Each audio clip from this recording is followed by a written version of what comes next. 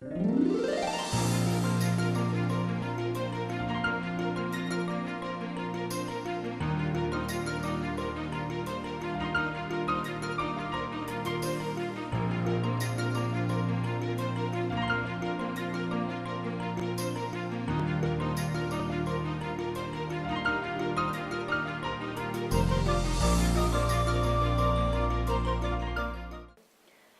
Pauda Meng Tabiba Punamapu Kurumzare Ngasigi Maruba Pauda World S Day Githorum Mapam Kada Pangtok Nakre Stakeholders Training Workshop Cum Field Consultation Meeting Pangtokre Loinana Hornbill Festival President Ramnath Kovind Hodokre Hauzik Mapunga Pom Lobidasi Mukhamantri Nongthombam Biren Singh Haikre Leibak Asigi Haisaibi Sagonabada Manipurna Ahan Bada Lairambadu Manga Subada Haithare Lamdam Asigi Miyam NGO Sing Doctor Sing Health Worker Sing Amadi Stakeholder Sing Punamakna Haisaibi as Muthatuna Puna Thabak Tawbiyo Wafam Sing Asi Malem Mapam Kayada World S Day Pangthok Nabagum Raija Sarkarna Sinduna Ahanba Manipur Rifles Ki Peret Gonda Pangthokpa World S Day Thorongi Athoiba Artithigi Warolda Mukhamantri na Phongdokhibani Mahana Makhatana Phongdokhibada Sarkargi Agency Ama Oriba Manipur S Control Society Max na NGO Singapore na Thabak Paikhat Minaduna AIDS asi zero infection rate hantha hananaba kanna hotnarakliba asida mahakna nungaiba phongdokpaga loinana state asina HIV prevalence rate hanadagi hantharakliba asi makhoi gi kathokpa adunani haike mahakna makha taraduna raija sarkarna hepatitis C testing gidama sarkar laiba khulaising mathang sahi gi January dagi thamlagani masina miyamda langtaknana lairiba kaya ado relief phanghanba ngamlagani HIV virus asi drug addiction asi HIV virus ki factor amani sarkar na drug amasung atokpa intoxicate singi mayokta mass drive chathari sarkar na medical facility gi dama lem na diagnosis ki dama 58 item lauthokhe thoram adugi sabapati ki warolda haksel mantri L Janta Kumar na HIV muthatpada akanba collective thorang lokhatna basu phongdokhe thoram aduda forest and environment mantri Tihai Syam Kumar Maniko gi chairman Yumnam Radhesyam MPCB gi chairman Laisram Radha Kishore Tamenglong gi MLA Samuela Jindai Nauria Pakhanglapa gi MLA Subhasandra Chief Secretary RR Rasmi yauna civil amasung makok thongba official kaya saru yake thoram aduga mari leinana the dumping haiba lairik amasu phongki matungda mukhamantri na NGO sing amasung self help group singi function adugi stall singenki thoronga mari leinana tongan tongan ba competition pangthokhiba singi mana mathum singsu yenthokhe sorokta lamjaukda mafamda leira atoppada santokna khodokna kadokran tokna bugine farga rehabilitation center da punaba toba matamda rehabilitation center da aikoi madugi scope leite mi helega hende gai tawle sorokta dum pangsa chatlaga pangdok doroga pangsa thadok leibna di adudi yaroi soba singji sokningna soknate haiba ngasi apoina khange naningdana nabana te leina se soigre then adudi madugi protect over prevent over se ekoi thong District S Prevention and Control Unit Thawal naso DLN MNP plus Thawal amadi Thawal da laiba anisuba Assam Rifles Thawal ga punna khusamnana sinduna kunthra suba World S Day thoram ngasi Thawal Mela Ground Community Hall da pangthokre Right to Health haiba theme da pangthokhiba thoram aduga mari leinana Deputy Commissioner Thawal L Nabakesonal lamthaduna S ki matang da paujal piba miyang gi rally amasu Thawal Wangmatabada Laiba CMO office tagi Thawal Bazar Fauduna Thoram Pangthok Pamela Ground Pawasatki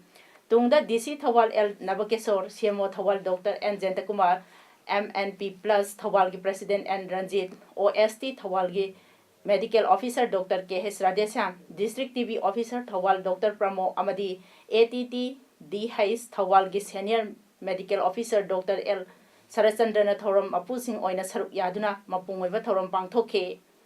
Thoramaduna district asigi manung da leiba tongan ba lukayagi mihut sing amadi atai mioi kya su saruk yake Thoramadu district as prevention and control unit Thawalgi district supervisor TH Open Kumarna Thoramgi nungi oiba warol pibaga loinana district asigi oina layong asi khangdok naba amadi saitheng phanglaba mioi sing da piriba ꯈꯨꯗꯣꯡꯆꯥꯗꯕꯁꯤꯡꯒꯤ ꯃꯇꯥꯡꯗ ꯃꯔꯤꯛ ꯆꯨꯝꯕ ꯋꯥꯐꯝ ꯀꯌꯥ ꯐꯣꯡꯗꯣꯛꯈꯤ ꯂꯣꯏꯅꯅ ꯃꯅꯤꯄꯨꯔꯗ ꯂꯩꯔꯤꯕ ꯗꯤꯁꯇ꯭ꯔꯤꯛꯁꯤꯡꯒꯤ ꯃꯅꯨꯡꯗ ꯆꯍꯤ ꯈꯔ ꯑꯁꯤꯗ ꯂꯥꯏꯑꯣꯡ ꯑꯁꯤ ꯅꯥꯕꯒꯤ ꯆꯥꯡ ꯍꯦꯟꯒꯠꯂꯛꯄ ꯑꯁꯤ ꯌꯥꯝꯅ ꯅꯨꯡꯉꯥꯏꯇꯕ ꯑꯃꯅꯤ ꯑꯁꯤꯒꯤꯗꯃꯛ ꯃꯔꯤ ꯂꯩꯅꯕ ꯂꯨꯞ ꯀꯌꯥꯅ ꯈꯨꯠꯁꯝꯅꯗꯨꯅ ꯂꯥꯏꯑꯣꯡ ꯑꯁꯤ ꯂꯥꯛꯁꯤꯟꯕ ꯉꯝꯅꯕ ꯍꯣꯠꯅꯃꯤꯟꯅꯁꯤ ꯗꯤꯄꯥꯔꯠꯃꯦꯟꯠꯀꯤ ꯃꯥꯏꯀꯩꯗꯒꯤꯁꯨ ꯂꯥꯏꯑꯣꯡ ꯑꯁꯤꯒꯤ ꯆꯩꯊꯦꯡ ꯐꯪꯂꯕ ꯃꯤꯑꯣꯏꯁꯤꯡ ꯑꯃꯗꯤ ꯂꯥꯏꯑꯣꯡ ꯑꯁꯤ ꯂꯥꯛꯁꯤꯟꯅꯅꯕ ꯍꯣꯠꯅꯕꯗꯁꯨ ꯑꯉꯝꯕ ꯃꯇꯦꯡ ꯄꯥꯡꯅꯕ ꯍꯣꯠꯅꯒꯅꯤ ꯍꯥꯏꯅ ꯁꯤꯑꯦꯝꯑꯣ ꯊꯧꯕꯥꯜ ꯖꯌꯟꯇꯀꯨꯃꯥꯔꯅ ꯃꯍꯥꯛꯀꯤ ꯋꯥꯔꯣꯜ ꯄꯤꯔꯗꯨꯅ ꯐꯣꯡꯗꯣꯛꯈꯤ ꯉꯁꯤꯒꯤ ꯊꯧꯔꯝ ꯑꯗꯨꯒ ꯃꯔꯤ ꯂꯩꯅꯅ ꯔꯥꯏꯠ ꯇꯨ ꯍꯦꯜꯊ ꯍꯥꯏꯕ ꯍꯤꯔꯝꯗ ꯃꯃꯥꯡ ꯊꯥꯒꯤ ꯀꯨꯟꯒ ꯅꯤꯄꯥꯟꯗ ꯄꯥꯡꯊꯣꯛꯈꯤꯕ ꯄꯦꯟꯇꯤꯡ ꯀꯝꯄꯤꯇꯤꯁꯟꯗ ꯃꯀꯣꯛ ꯃꯊꯪ ꯇꯥꯈ꯭ꯔꯕꯁꯤꯡꯗꯁꯨ ꯃꯅꯥ ꯃꯊꯨꯝꯁꯤꯡ ꯌꯦꯟꯊꯣꯛꯈꯤ ꯃꯅꯤꯄꯨꯔꯒꯤ ꯑꯣꯏꯅ ꯌꯦꯡꯕꯗꯅ 0.61 ꯑꯗꯨꯒ ꯊꯧꯕꯥꯜ ꯗꯤꯁꯇ꯭ꯔꯤꯛꯀꯤ ꯑꯣꯏꯅ 1.45 ꯑꯗꯨꯗꯤ ꯊꯧꯕꯥꯜ ꯗꯤꯁꯇ꯭ꯔꯤꯛꯁꯤ ꯏꯟꯗꯤꯌꯥꯒꯤ ꯑꯣꯏꯅ ꯌꯦꯡꯕꯗꯁꯨ ꯃꯅꯤꯄꯨꯔꯒꯤ ꯑꯣꯏꯅ ꯌꯦꯡꯕꯗꯁꯨ ꯗꯕꯜ ꯍꯦꯟꯅ ꯑꯩꯈꯣꯏ ꯄ꯭ꯔꯤꯚꯤꯂꯦꯟꯁ ꯔꯦꯠꯁꯤ ꯂꯩ ꯑꯩꯈꯣꯏ ꯍꯣꯠꯅꯈꯤꯕ ꯀꯌꯥꯗꯒꯤ ꯑꯩꯈꯣꯏ ꯍꯟꯊꯔꯛꯄꯗꯤ ꯍꯟꯊꯔꯛꯏ ꯑꯗꯨꯒ ꯊꯧꯕꯥꯜ ꯗꯤꯁꯇ꯭ꯔꯤꯛꯁꯤ ꯏꯟꯗꯤꯌꯥꯒ ꯌꯦꯡꯅꯕꯗ ꯃꯅꯤꯄꯨꯔꯒꯤ ꯑꯦꯚꯔꯦꯖꯒ ꯌꯦꯡꯅꯕꯗ ꯈꯖꯤꯛꯇꯪ prevalence rates right to health ꯍꯥꯏꯕ ꯊꯤꯝ ꯑꯃꯗꯤ ꯃꯥꯏ ꯍꯦꯜꯊ ꯃꯥꯏ ꯔꯥꯏꯠ ꯍꯥꯏꯕ ꯁ꯭ꯂꯣꯒꯟꯗ district AIDS prevention and control unit ꯆꯥꯟꯗꯦꯜꯅ ꯁꯤꯟꯗꯨꯅ ꯋꯥꯔꯜꯗ ꯑꯦꯖ ꯗꯦ 2017 ꯄꯥꯂꯟ ꯇꯧꯈ꯭ꯔꯦ ꯁ꯭ꯇꯦꯠ ꯑꯦꯖ ꯀꯟꯇ꯭ꯔꯣꯜ ꯁꯣꯁꯥꯏꯇꯤ ꯃꯅꯤꯄꯨꯔꯅ ꯁ꯭ꯄꯣꯟꯁꯔ ꯇꯧꯈꯤꯕ ꯊꯧꯔꯝꯗꯨꯗ Tengnoupal district commissioner K H. Raghumani Singh IASꯅ ꯑꯊꯣꯏꯕ ꯃꯤꯊꯨꯡ ꯗꯤꯁꯇ꯭ꯔꯤꯛ ꯑꯦꯖ ꯀꯟꯇ꯭ꯔꯣल ꯑꯣꯐꯤꯁꯔ ꯆꯥꯟꯗꯦꯜꯒꯤ ꯗꯣꯛꯇꯔ ꯀꯦꯁꯣ ꯁꯤꯡ ꯃꯣꯏꯔꯥꯡꯊꯦꯝꯅ ꯊꯧꯔꯝ ꯃꯄꯨ ꯑꯗꯨꯒ ꯇꯦꯡꯅꯧꯄꯜ ꯄꯨꯂꯤꯁꯀꯤ OC SK John Lamkang chief medical officer Chandel doctor ꯁꯔꯊꯥꯅꯤ ꯁꯔꯕꯝꯅ ꯑꯈꯟꯅꯕ ꯃꯤꯊꯨꯡꯁꯤꯡ ꯑꯣꯏꯈꯤ ꯊꯧꯔꯝꯗꯨꯗ ꯇꯃꯦꯡꯂꯣꯡꯒꯤ SDO ꯔꯕꯤꯟꯗꯔ ꯁꯤꯡ IASꯁꯨ ꯁꯔꯨꯛ ꯌꯥꯈꯤ District AIDS Control Society form tꯧꯕꯗꯒꯤ ꯑꯗꯒꯤꯗꯤ ꯑꯁꯤ ꯄꯥꯂꯟ ꯇꯧꯔꯝꯒꯅꯤ ꯑꯗꯨꯒ AIDS ꯀꯤ ꯃꯇꯥꯡꯗꯁꯨ ꯅꯣꯏ ꯃꯔꯨꯑꯣꯏꯅ ꯑꯌꯥꯝꯕꯗꯤ all experience ꯀꯣ ꯌꯥꯝ ꯈꯪꯈ꯭ꯔꯕ ꯉꯥꯛꯇꯅꯤ ꯑꯗꯨꯒ ꯑꯃꯔꯣꯝꯗ ꯅꯣꯏꯅ ꯁꯨꯝ ꯈꯜꯂꯒ ꯁꯤꯒꯤ ꯐꯪꯁꯟꯁꯤ ꯀ꯭ꯔꯥꯎꯗꯁꯤ ꯄꯤꯛꯄꯅꯤꯅ ꯈꯔ ꯗꯤꯁꯀꯔꯦꯖ ꯑꯣꯏꯔꯝꯕ ꯌꯥꯏ ꯑꯩꯗꯤ ꯀ꯭ꯔꯥꯎꯗ ꯌꯥꯝ ꯆꯥꯎꯕꯁꯨ ꯄꯥꯝꯗꯦ ꯁ꯭ꯃꯣꯜ ꯑꯣꯏꯔꯒ ꯀꯣ ꯑꯩꯈꯣꯏꯅ ꯃꯦꯁꯦꯖꯇꯨ ꯐꯥꯎꯅꯔꯒꯗꯤ ꯌꯥꯏ ꯍꯥꯏꯕ ꯌꯥꯝ ꯀ꯭ꯔꯥꯎꯗ ꯑꯆꯧꯕꯗ ꯐꯝꯃꯒ ꯑꯩꯈꯣꯏꯅ ꯋꯥꯔꯤ ꯁꯥꯕꯗꯣ ꯐꯥꯎꯅꯗ꯭ꯔꯗꯤ ꯀꯔꯤ ꯀꯥꯟꯅꯒꯅꯤꯀꯣ ꯑꯗꯨꯅ ꯑꯃꯗꯤ ꯉꯛꯇ ꯑꯣꯏꯔꯕꯁꯨ ꯑꯃꯔꯣꯝꯗ ꯉꯁꯤꯁꯦ ꯑꯦꯛꯖꯥꯝ ꯂꯩꯇ꯭ꯔꯒꯗꯤ ꯃꯦꯗꯤꯁꯤꯟꯁ ꯁꯥꯟꯁ ꯐ꯭ꯔꯟꯇꯤꯌꯔꯁ ꯃꯣꯔꯦꯅ ꯁꯤꯟꯗꯨꯅ ꯉꯁꯤ ꯃꯣꯔꯦ ꯕꯖꯥꯔꯒꯤ ꯄꯣꯁꯠ ꯑꯣꯐꯤꯁ ꯃꯃꯥꯡꯗ ꯋꯥꯔꯜꯗ ꯑꯦꯖ ꯗꯦꯒꯤ ꯊꯧꯔꯝ ꯑꯃ ꯄꯥꯡꯊꯣꯛꯈ꯭ꯔꯦ ꯉꯁꯤꯒꯤ ꯊꯧꯔꯝꯗꯨꯗ ꯃꯦꯗꯤꯁꯤꯟ ꯁꯥꯟꯁ ꯐ꯭ꯔꯟꯇꯤꯌꯔꯁꯀꯤ ꯃꯤꯑꯣꯏꯁꯤꯡ ꯋꯥꯔꯜꯗ ꯑꯦꯖꯀꯤ ꯁꯤꯝꯕꯣꯜ ꯕꯦꯖ ꯃꯤꯌꯥꯝꯗ ꯊꯦꯠꯄ ꯑꯃꯗꯤ ꯋꯥꯔꯜꯗ ꯑꯦꯖ ꯗꯦꯒ ꯃꯔꯤ ꯂꯩꯅꯕ ꯋꯥꯐꯝ ꯀꯌꯥ ꯊꯝꯈꯤ ꯍꯟꯗꯛ ꯄꯥꯡꯊꯣꯛꯈꯤꯕ 13 ꯁꯨꯕ ꯁꯉꯥꯏ ꯐꯦꯁꯇꯤꯚꯦꯜꯒꯤ ꯃꯅꯨꯡ ꯆꯟꯅ north east brothers entertainment private limited अमदी राज्य की टूरिज्म डिपार्टमेंट अनिना कंगलादा पांगथोखिबा इंटरनेशनल इम्फाल आर्ट कैंप ता पांगथोखिबा आर्ट एग्जिबिशन असि मवोंग मरिन ताखिदे हाथु हाथु तवगी मवोंग दा सिनखे वाफम सिंग असि नुंथिन प्रेस क्लब ता आर्ट एग्जिबिशन असि दा सरुक याखिबा इंद्रकला संगीत विश्वविद्यालय की प्रोफेसर एस प्रणाम कुमार ना पौमी सिंग उनबगी थौरम दा फोंदोखिबनी महाना मखा ताखिबदा एग्जिबिशन मेटेरियल फ्रेम सिंग वांगबो मानदबा आर्टिस्ट सिंग दा सर्टिफिकेट पीबदा खाव अमा पाइरगे यंथोकपा लोकल आर्टिस्ट अमसुंग मपानदगी लाखिबा आर्टिस्ट सिंगा सखंग माइखंग हननबा इंट्रोड्यूस तौखिदबा लोकल आर्टिस्ट सिंग दसो अतै लेबाक सिंगदगी लाखबा आर्टिस्ट अमदी मपानगी लेबाक सिंगना लुमना लौबा एवार्ड फंगबा कया यावरी इंटरनेशनल थाकता एग्जिबिशन सिनबीगे हारबदी आर्टिस्ट सिंगबु मसक खंगबा मियोइदा सिलहनबियो हारिदुना असिगुंबा मवोंग मरिन तादबा असि मतुंगदा अमुक हन्ना थोहनबिदनबा अखंग अहिसिंगा तानबियो हाइखि नेशनल आर्ट कैंप इम्फाल तौरीबसी इम्फाल की आर्टिस्ट मणिपुर की आर्टिस्ट को सपोर्ट तौगदोने मणिपुर की आर्टिस्ट को हाईलाइट तौबिगदोने मपानदा लाइबा अदुदा गसै मपानदा लाइबा अदुदा हाइना फोकस तौसनगरगदी मसिगी गेम की एम एंड ऑब्जेक्ट सेराना चकदोने अदुदा गसै प्राइवेट लिमिटेड मोइसु आर्टिस्ट के यामना मरी लेनबा अदु मसक खंगबा सुनते अदु मोइना मसक खंगमगदी यामना प्रोफेशनल वेदा मसि याम ऑर्गेनाइज तौबा तौनिबा Anthropogenic impact and their management options in the Indian Himalayan ecosystem Imphal River haibasida CSIR NISNA NMHS project ki makhada sinduna stakeholders training workshop cum field consultation meeting ngasi CSIR NIS branch laboratory lampen pata pangthokre GB Pant National Institute of Himalayan Environment and Sustainable Development Ministry of Forest and Climate Change Government of India की सेंथंग मखादा पांगथोकलिबा नुमित हुमनी चथगदबा थौरम असि हौदोकपदा Manipur university की ex registrar and faculty of art science doctor R K. Ranjana अथोइबा मिथुंग CSIR NIS branch laboratory Lamphelpat Imphal की principal scientist doctor H. Bir Kumar Singh थौरम मपू अदुगा GB Pant national institute of Himalayan environment and sustainable development Himachal unit Kullu Himachal Pradesh की scientist FN coordinator doctor J.C. Kuniyal अमसुंग chief conservator of forest Manipur TH. Mahendra Pratap Singh थोइदोकपा मिथुंग Singh ओइखे ngasi थौरमदा वा nganglदुना डॉक्टर R.K. रंजना हाइखे. Why I mention this because there is a background. When I studied about my land use pattern, particularly in the valley of Manipur, I tried to find out which one is the major streams draining all throughout the eastern part of the Manipur. I realized that Iril River is the major head streams of the Manipur river system. And we should not concentrate even in the Manipur only, because the state of Manipur belongs to one of the two of the source regions of the 9 giant rivers of the Asia. हौखिबा November तांग कुनगा मरी की ISTV की नुमिदांग discussion award की programme दा VIP culture की मतंग दा खन्ना नैनबगे पैनलिस्ट अमा ओइना all Manipur working journalist union आमजू की प्रेसिडेंट वाखेमजा समजाइसु सरुक याखे खन्ना नैनबा अदुदा BJP मणिपुर प्रदेश की थौपुबा मियोई खरना सिक्योरिटी स्कोट लौबसिंगी मनुंगदा BJP की स्पोक्सपर्सन ओइबता नतना state level committee for act east policy in Manipur की कन्वेनर ओइबा R.K. शिवचंद्र सु यावी हाइना W समजाइना फोंदोखे वाफम असिगी मतंगदा ngarang नवेंबर 30 की नुमिदांग पुंग 8 मखाई तारमदाइदा R.K. शिवचंद्रना आमजू की प्रेसिडेंट वाखेमजा समजाइदा फोन तौरतुना अकनबा वाही वता सिजनदुना खन्ना नैनबदु महाकी ममिंग करिगिदमक पल्लिबनो हाइना अकनबा मौंगदा किहनबगी थबक चथरखे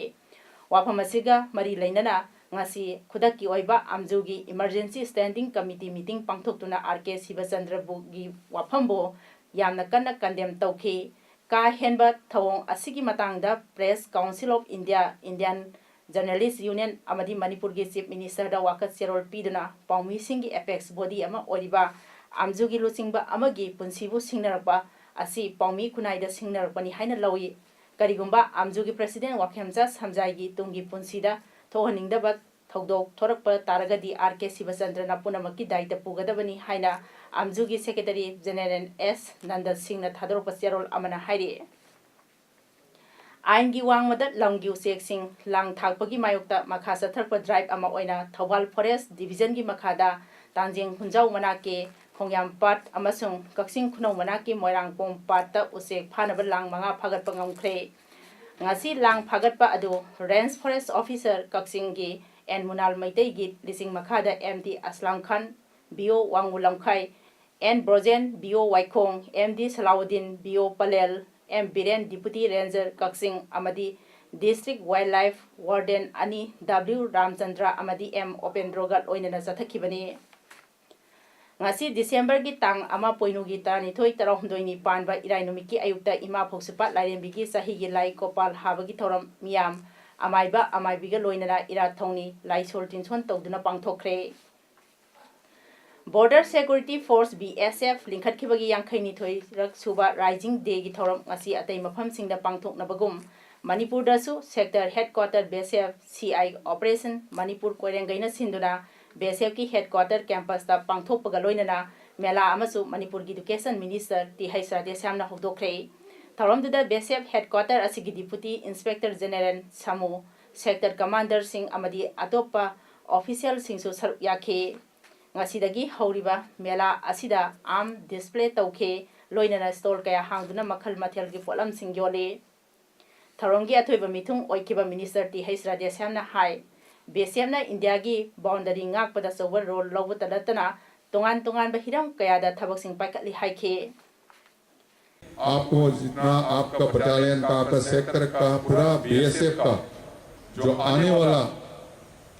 समय में भगवान आपको जितना आपका विश आप जितना काम ड्यूटी करने में भी आपको शुभकामनाएं दे और आपको गाइड करे और आई विश